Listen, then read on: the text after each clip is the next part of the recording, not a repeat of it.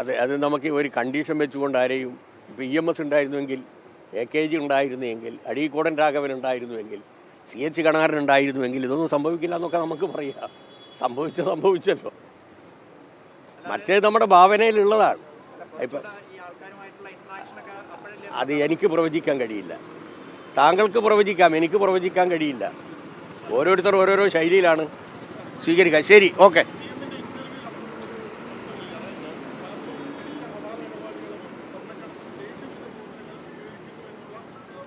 അപ്പോൾ അത് നിങ്ങളെ ഹിന്ദുവിൻ്റെ ഒന്നുകൂടി വായിക്കണം. അതുകൊണ്ടാണ് ഞാനിന്ന് 3 പ്രാവശ്യം വായിച്ചു.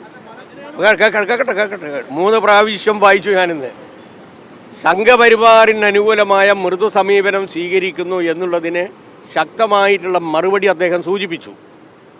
അതോടൊപ്പം തന്നെ പിണറായി പറഞ്ഞു, ദേശദ്രോഹ ശക്തികൾക്കെതിരായിട്ടുള്ള ശക്തമായിട്ടുള്ള നിലപാടും അതേത് ഭാഗത്തു നിന്ന് വന്നാലും, ഭൂരിപക്ഷത്തിൻ്റെ ഭാഗത്ത് നിന്ന് വന്നാലും ന്യൂനപക്ഷത്തിൻ്റെ ഭാഗത്ത് നിന്ന് വന്നാലും ശക്തമായിട്ടുള്ള നിലപാടാണ് ഗവൺമെൻറ് സ്വീകരിക്കുന്നത്. ആ പറയുന്ന ഘട്ടത്തിലാണ് ഹവാലയും സ്വർണവുമായി ബന്ധപ്പെട്ടുകൊണ്ട് ഇതൊക്കെ മുക്കുക എന്നാണല്ലോ പിണറായിക്കെതിരായിട്ടുള്ള കേസ്.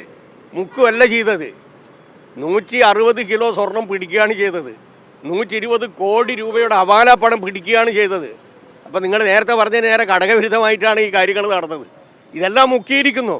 എല്ലാം കമലയും പിണറായിയും വീണയും കൊണ്ടുപോയി എന്നാണല്ലോ പറഞ്ഞത്. അതല്ല എന്നുള്ളത് സൂചിപ്പിക്കാനാണത് പറഞ്ഞത്. മനസ്സിലായില്ലേ? ശരി, ഓക്കെ. മലപ്പുറം അല്ല, തിരുവനന്തപുരത്ത് നിന്ന് പഠിച്ചത് തിരുവനന്തപുരക്കാരെ അപമാനിക്കാനായിരുന്നോ?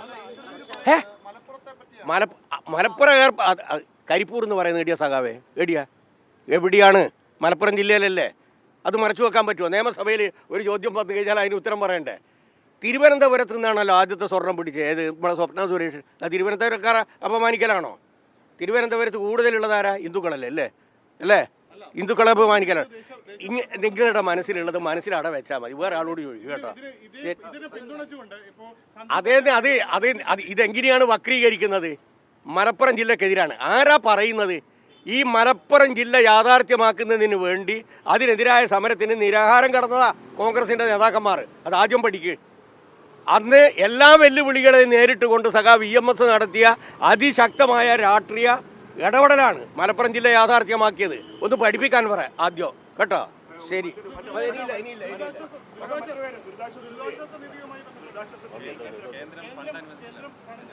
നിങ്ങളത് പറയുന്നില്ലല്ലോ. ഞാൻ ചോദിക്കട്ടെ. അല്ല, യഥാർത്ഥത്തിൽ ബഹുമാനപ്പെട്ട പ്രധാനമന്ത്രി ഇവിടെ വരുമ്പോൾ നമ്മളെല്ലാം പ്രതീക്ഷിക്കുന്ന ഒരു അഡ്വാൻസായി 10 റുപ്യെങ്കിലും തരുമെന്നല്ലേ? ഒരു 10 റുപ്യെങ്കിലും തരുമെന്നല്ലേ? തന്നില്ലല്ലോ.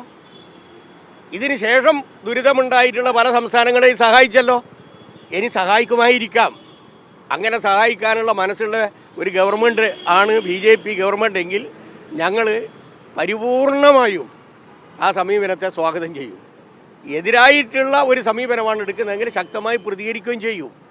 നിങ്ങൾ ഈ അൻവറിൻ്റെ കൂടെ പോകല്ലേ ചെയ്തത്? ഒരു 10 റുപ്യ കൊടുത്തിട്ട് പറ. നിങ്ങൾ പ്രധാനമന്ത്രിയോടോ BJPയോടോ RSSനോടോ പറയുന്നില്ലല്ലോ. എന്താ പറയാത്തത്? ഞാൻ ചോദിക്കട്ടെ, പിണറായി നേതൃത്വം കൊടുക്കുന്ന ഒരു ഗവൺമെൻറ് അല്ല ഇവിടെ ഉണ്ടായിരുന്നതെങ്കിൽ ഈ ദുരന്തത്തെ സംസ്ഥാന UDF കേന്ദ്രം ഭരിക്കുന്ന BJP ഗവൺമെൻറ് ഏതെങ്കിലും ഒരു കാര്യത്തിൽ ഈ നിർണായക ഘട്ടത്തിൽ, പ്രതിസന്ധി ഘട്ടത്തിൽ കേരളത്തെ സഹായിച്ചിട്ടുണ്ടോ? നിങ്ങൾക്ക് എന്തെങ്കിലും വിഷമത ഉണ്ടായിട്ടുണ്ടോ? ഇല്ലല്ലോ.